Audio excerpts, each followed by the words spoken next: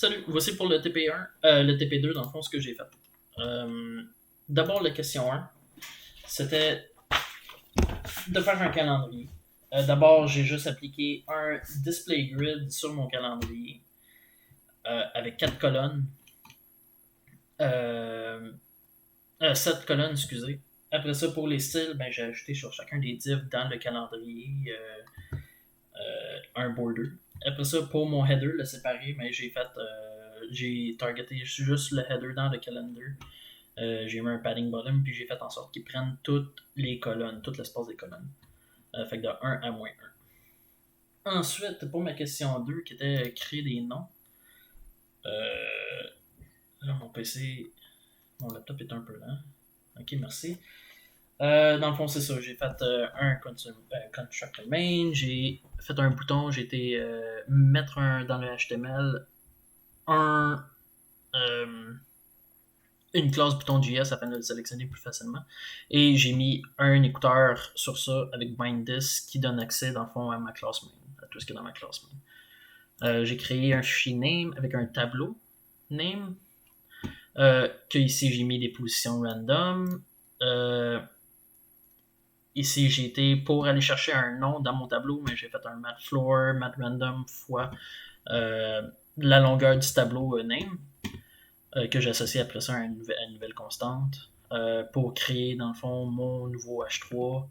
Dans le fond, je fais create element que je peux aller modifier avec un text content, et après ça, je peux aller modifier les styles avec style left et top, puis avec l'aide du template string qui utilise les positions que j'ai données. Et après ça, j'ai été l'ajouter dans mon document avec un getElement by class, dans le fond, qui va chercher l'élément avec la classe title holder. Le premier élément ici, c'est à ça que ça sert, le 0 crochet. Sinon, ça ne fonctionnait pas. Puis j'y rajoute un new name qui va ici dans add name, une nouvelle instance name. Ensuite, pour ma question 3, qui était de faire des colonnes, dans le fond, j'ai fait un display grid sur mon card content, que j'ai mis 4 colonnes avec un gap. Puis là, j'ai mis des styles sur chacune des cartes afin de voir ce qu'on voulait obtenir. Puis j'ai rajouté des media screens avec les variables aux dimensions correspondantes. Puis j'ai simplement changé le nombre de colonnes qu'on voulait. Fait qu'en tablette, on voulait 2 colonnes, puis en mobile, 1 colonne. Pour les images, la première, j'ai été avec un JPEG, vu que c'est une image, puis vu que c'est une photo, puis il n'y a aucune transparence, puis je voulais la meilleure qualité. Pour les 3 autres, j'ai pris des PNG parce que c'est des logos dans le fond, puis il y a de la transparence, donc je trouvais que c'était mieux. J'aurais pu prendre un SVG pour la dernière image qui était de Discord, vu que c'était comme une icône, mais puisque l'image venait déjà avec un fond vert, j'ai simplement été avec un PNG, plus qu'une transparence au centre. Pour ma question 4, encore une fois, je vais dans Main. J'ai été mettre un data component dans ma boîte question content avec un data component slide afin d'aller le sélectionner avec un query selector. J'ai rajouté aussi mes classes swiper partout, comme la documentation swiper le mentionnait, pour avoir notre carousel. Puis après ça, je fais une boucle qui va parcourir toutes les components qui ont dans le fond le slides. Puis à chacun de ces components-là, je lui associe une nouvelle instance carousel qui est dans mon JS question 4. Qu'est-ce que c'est ça? Je lui associe, dans le fond, ici je passe en paramètre dans le constructor component pour l'envoyer vers le HTML.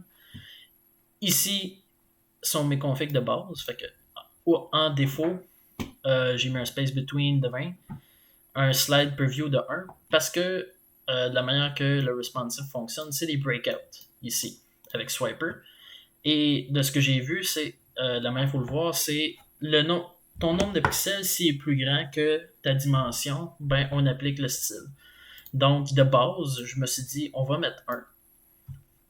Si on est en bas de 375, ensuite, si on est plus haut que 375, on va mettre 2. Et si on est plus haut que 768, on est 3. On a 3 slides dans le fond.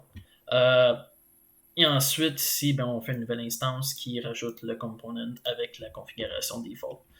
Je sais qu'il y avait marqué 1000 pixels en haut de à partir de 1000 pixels, il y avait 3 slides. Je l'ai pas mis parce que je trouvais ça devenait redondant. Euh, Puis dans le main, il faut rajouter les classes helper dans le fond. Là. Puis la question 5, encore un grid. C'était assez simple. Dans le fond, j'ai mis un grid encore sur Image Content avec 7 colonnes puis 2 rangées. Puisqu'on n'avait pas le droit de rajouter des classes, fallait aller avec les sélecteurs. Fait que j'ai juste été avec First Child pour sélectionner la première image. J'ai mis les bonnes dimensions dans le fond pour récupérer au grid. Puis pour aller sélectionner la deuxième image, ben, avec un sélecteur NTH Child 2. Et on y rajoute, dans le fond, les dimensions encore pour faire le grid. Puis les restes, ils s'appliquent automatiquement. Donc si je retourne ici juste pour montrer, on va enlever ça. Mon calendrier. Mes boutons ici, que quand on clique, ça rajoute les noms. Ici, j'ai mes cards, que quand je descends, on tombe à 2 et on tombe à 1 par la suite. Ici, on a nos swipers, comme ça. Donc, vu que je suis plus grand que 768, j'ai 3. Ensuite, en bas, j'ai 2. Puis, de base, j'en ai un.